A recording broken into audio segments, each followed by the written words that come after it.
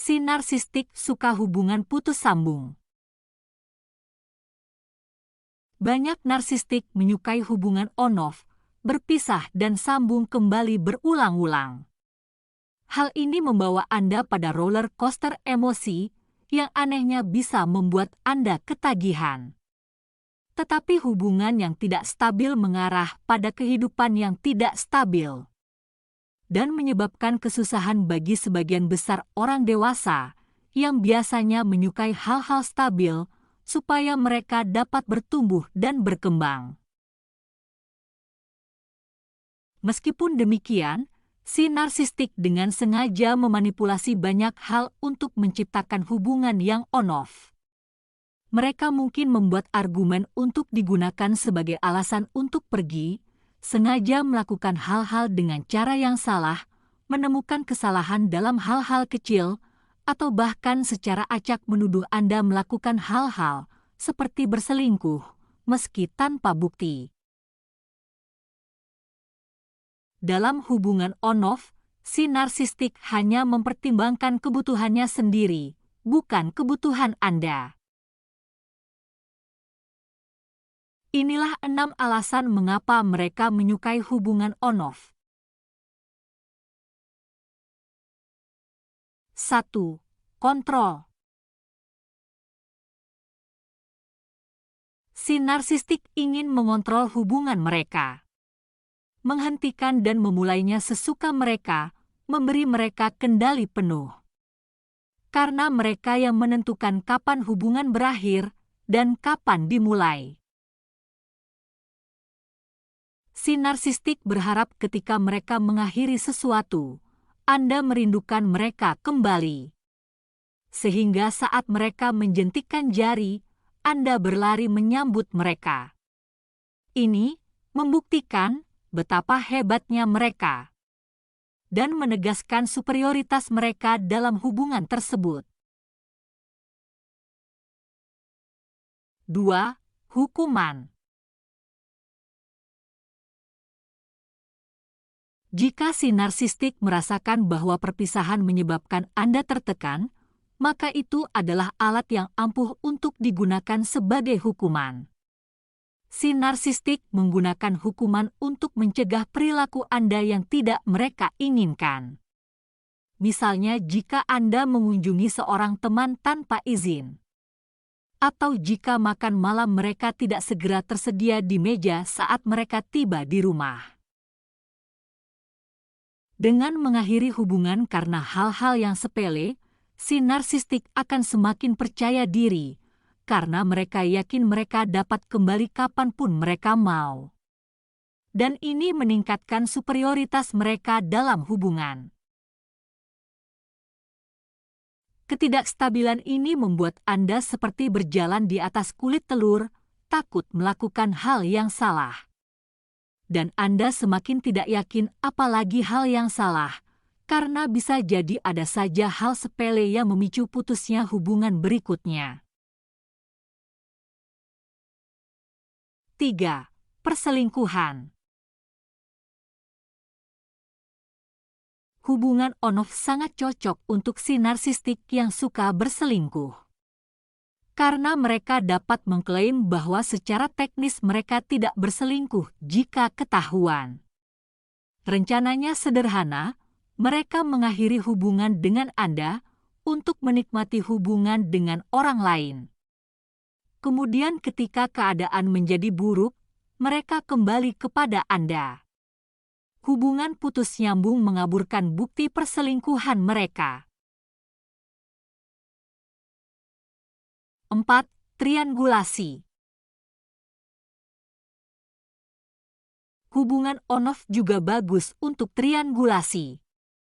Disinilah si narsistik mempermainkan 2 orang atau lebih satu sama lain dengan mengontrol narasi di antara mereka dan menikmati banyak manfaat dari perseteruan di antara mereka. Salah satu taktik umum adalah di mana si narsistik mengklaim mantan, mereka melakukan lebih banyak untuk mereka daripada Anda saat ini. Mereka mendorong kecemburuan dan persaingan, kemudian duduk manis untuk menuai hasilnya. Jika Anda tidak memberi lebih banyak, maka mereka mungkin secara terbuka meninggalkan Anda untuk orang lain. Tapi biasanya si narsistik bosan dengan hubungan baru mereka dan mencari cara lain untuk melakukan triangulasi. Mereka mungkin menghubungi Anda dengan cerita sedih tentang betapa buruknya perlakuan pasangan baru mereka yang mungkin tidak benar. Dan Anda akan merasa kasihan lalu menerima mereka kembali. Beberapa narsistik memainkan permainan hubungan on-off dengan 2 orang atau lebih selama bertahun-tahun. Hal ini menyebabkan para korban menjalani kehidupan yang penuh tekanan. Tapi tentu saja si narsistik tidak peduli. 5. Drama. Si narsistik menyukai drama perpisahan dan rekonsiliasi. Si narsistik membuat drama karena sebenarnya mereka menjauhkan diri dari emosi mereka untuk menghindari rasa sakit dan luka. Tapi ini harus dibayar dengan perasaan mati di dalam, karena mereka tidak merasakan spektrum normal dari emosi manusia. Untuk mengimbanginya, si narsistik harus membuat drama secara teratur agar merasa hidup. Hubungan putus sambung membuat mereka hidup dan bersemangat, tetapi membuat Anda merasa tertekan. Kurangnya empati si narsistik membuat mereka tidak merasakan sakitnya Anda. 6. Sebuah ujian bagi Anda.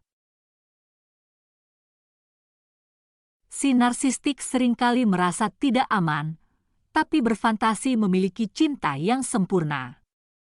Jadi mereka kadang-kadang menguji Anda untuk memastikan bahwa Anda mencintai mereka sedalam dan selebar yang mereka rasa pantas mereka dapatkan. Dan seaneh kedengarannya, si narsistik berpisah dari Anda untuk menguji seberapa besar keinginan Anda untuk kembali, hanya untuk membuktikan cinta Anda. Dan jika Anda melakukannya, Anda telah melewati ujian. Namun sebenarnya, si narsistik kurang menghormati Anda jika Anda meminta mereka untuk kembali, karena mereka melihat ini sebagai kelemahan.